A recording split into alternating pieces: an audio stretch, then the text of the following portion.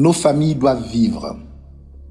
Une chose est sûre, cette pandémie du Covid-19 a plongé le monde dans une profonde situation de crise, dans tous les secteurs d'activité et à tous les niveaux de la société. Nous sommes en crise et quel que soit notre pays d'origine, notre carnation ou notre statut social, nous en ressentons les effets avec une grande acuité. Oui, nous sommes atteints et nous en souffrons tant individuellement qu'en collectivité.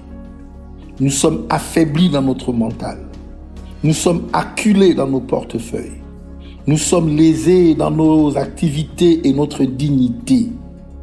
Mais pire encore, nous sommes atteints dans notre intimité, notre famille.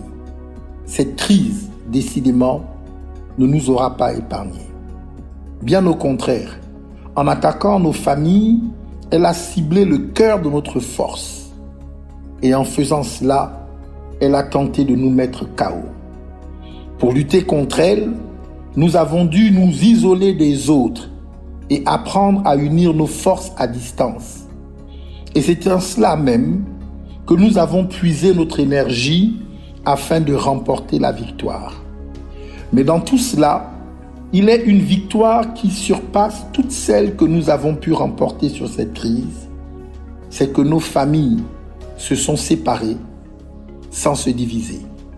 Je sais que dans des conditions normales, la majorité des Gabonais peinent à joindre les deux bouts. Je sais que cette situation atteint son paroxysme aujourd'hui, quand je vois la flambée des prix des produits alimentaires de première nécessité et le mutisme du gouvernement face à cet état de fait. Je sais que cette situation tend à s'empirer quand je vois tant d'entreprises déposer le bilan et tant de citoyens, membres de nos familles, pointés au chômage, sans là encore que rien ne soit fait pour y remédier.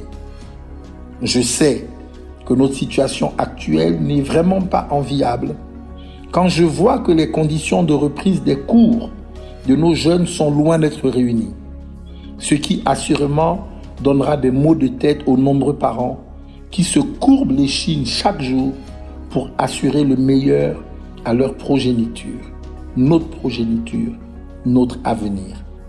Finalement, que dire de plus? Que faire? Sinon se le dire ouvertement. Face à cette crise, nos familles ont été secouées, mais n'ont jamais abandonné le combat. Plus que jamais, nos familles doivent vivre et nous avons la responsabilité de les y aider. Je sais qu'ensemble, nous y arriverons. Je suis Mike Joktan. J'ai un nouveau regard sur le Gabon. Que Dieu bénisse le Gabon.